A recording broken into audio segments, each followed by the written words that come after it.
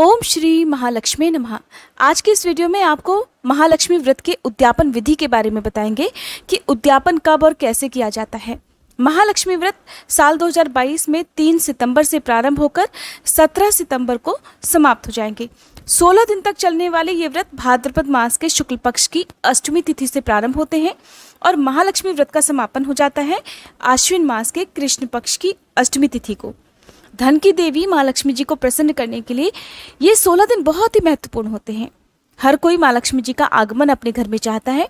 मान्यता है कि इस व्रत के प्रभाव से भक्तों को कभी धन का अभाव नहीं होता और पूरे साल भर माँ लक्ष्मी जी की कृपा बनी रहती है, घर में बरकत बनी रहती है। तो आइए जानते हैं महालक्ष्मी व्रत के मुहूर्त और उद्यापन विधि के बारे में।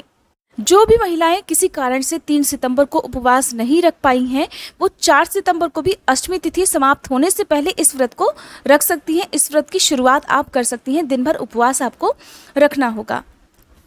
पहले जानिए कि आखिरकार महालक्ष्मी व्रत प्रारंभ कैसे किए जाते हैं। तो महालक्ष्मी जी की जो पूजा है वो विशेष रूप से शाम के समय शुभ मुहूर्त में करना फलदायी माना जाता है। सुबह आपको जल्दी उठकर स्नान आदि से निवृत्त होकर साफ स्वच्छ वस्त्र धारण करके, हो सके तो लाल रंग के वस्त्र धारण करके एक आसन बिछाकर आपको पूजा करनी चाहिए। एक चौकी पर आप लाल वस्त्र बिछा लें और जितने दिन तक आपको उपवास रखना है, यानी कि पूरे 16 दिन तक, माँ लक्ष्मी जी की प्रतिमा या तस्वीर वहाँ पर विराजमान रखनी चाहिए। हाथ में जल या पुष्प लेकर व्रत रखने का संकल्प लेना चाहिए। पहला दिन बहुत महत्वपूर्ण होता है। जो लोग पूरे 16 दिन तक उपवास नहीं रख पाते हों तो उन्हें कम से कम 3 दिन के उपवास तो रखनी चाहिए। इससे ज़्यादा आप कितने भी रख सकते हैं, 3, 5, 7 या 11 और या फिर 16। तो पहला व्रत जरूरी होता है। जैसे कि आप नवरात्रि के उपवास रखते हैं पहला और अंतिम दिन, तो उपवास तो महालक्ष्मी व्रत में आपको दोनों दिन का जरूर करना है। बीच में आप कोई भी व्रत रख सकते हैं। तो शुरुआत का व्रत और अंतिम व्रत आपको रखना है। पहले दिन ही कलश की स्थापना भी की जाती है।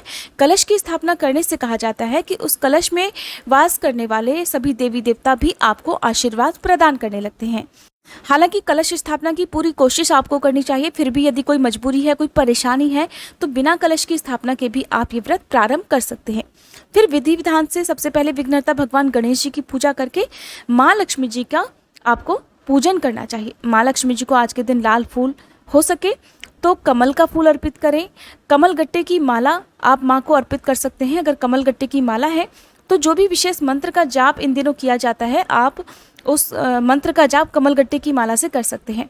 सबसे पहला दिन महत्वपूर्ण इसलिए भी होता है क्योंकि व्रत के पहले ही दिन आपको 16 गांठों वाला एक डोरा अपनी दाईं कलाई पर भी पहनना होता है।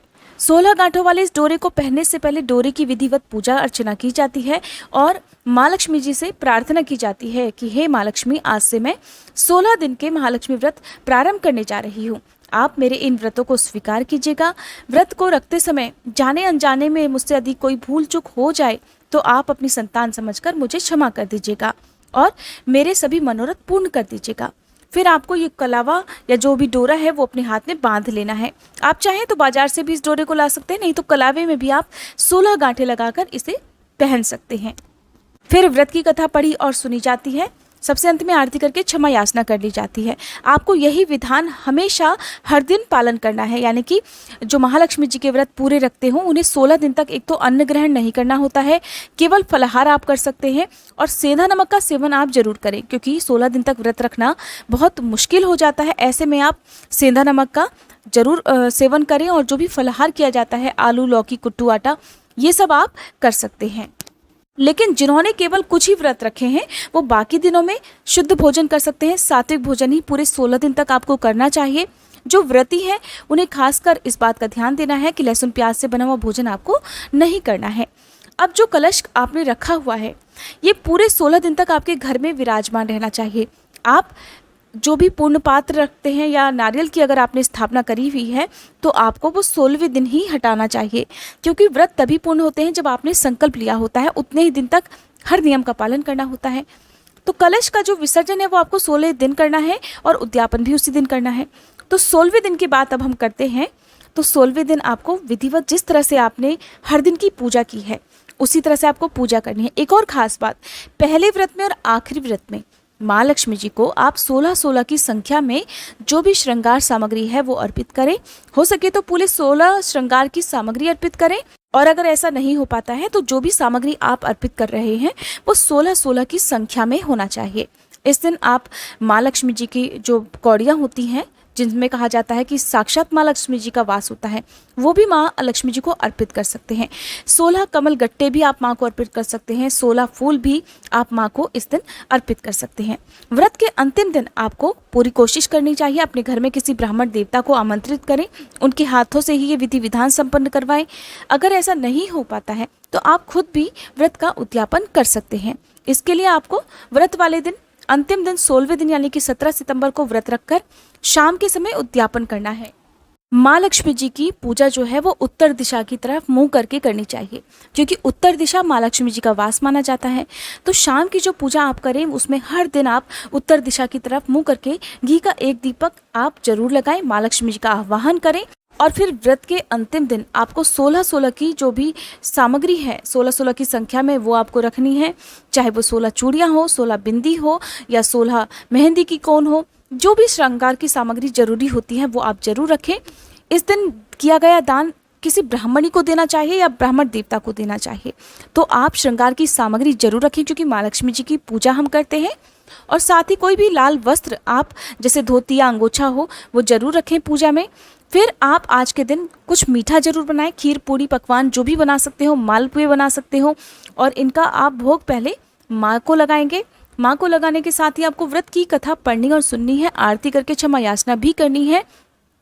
सबसे अंतिम दिन पूजा पाठ में या 16 दिन के उपवास रखने में आपसे अगर कोई भूल चूक हुई हो तो उसके लिए आप सच्चे मन से प्रार्थना जरूर करें, और जो भी श्रृंगार की सामग्री है उसका दान आप उसी रात को आसपास के मंदिर में दान में जरूर दे दें। याद रखें कि कोई भी दान बिना दक्षिणा के अधूरा माना जाता है। और व्रत के उद्यापन के दिन ही आपको 16 सुहागिन महिलाओं को अपने घर पर आमंत्रित करके उनका पूजन करके उनको कुछ मीठा देना चाहिए, और श्रृंगार की सामग्री भी उन्हें देनी चाहिए, जितनी भी आप दे सके।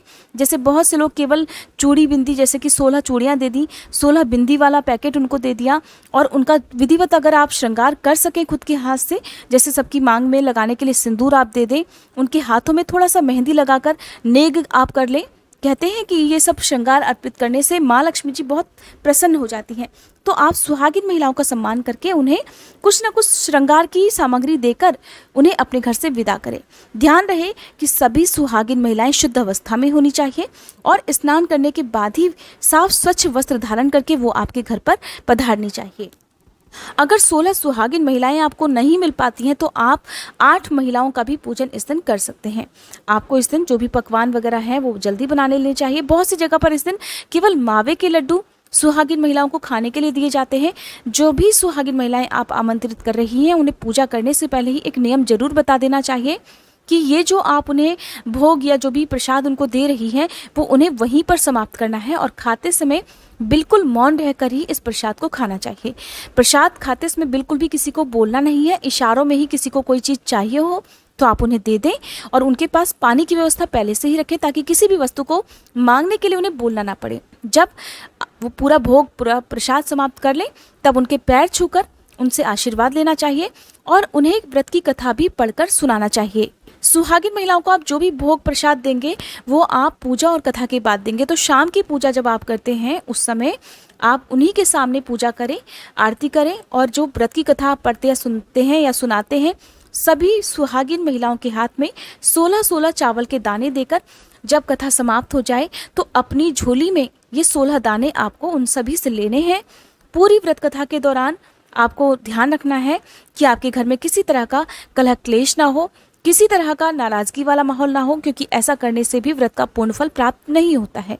तो आप पहले से ही घर की व्यवस्था देख लें, और पूजन सामग्री के लिए जो भी आवश्यक वस्तुएं हैं या भोग के लिए जो भी आवश्यक वस्तुएं हैं वो पहले से ही आपके पास होनी चाहिए।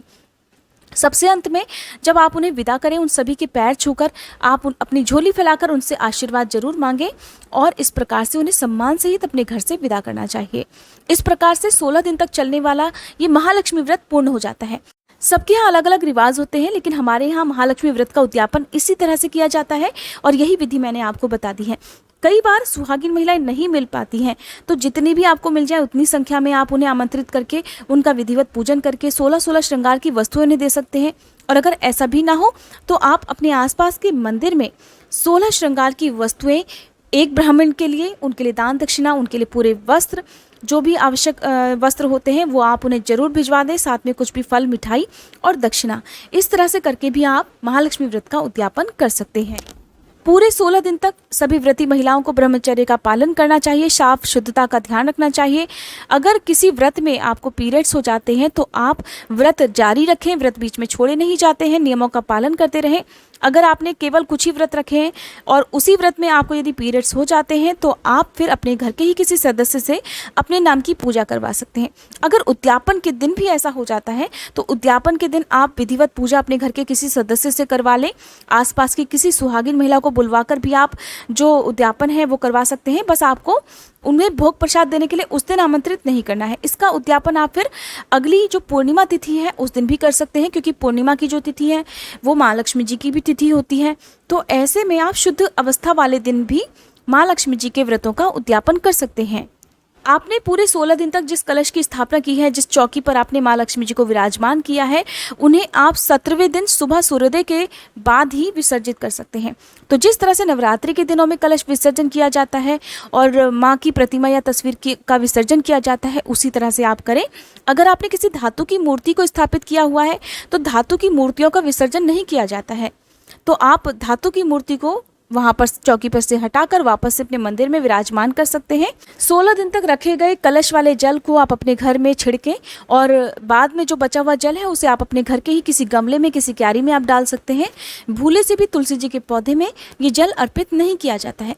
आम या अशोक के जो पत्ते हैं या जो पूजन सामग्री में आपने फूल अर्पित किए हैं, उन सभी का विसर्जन आप अपने ही घर के किसी गमले में या क्यारी में कर दें या किसी पवित्र वृक्ष के नीचे रख सकते हैं।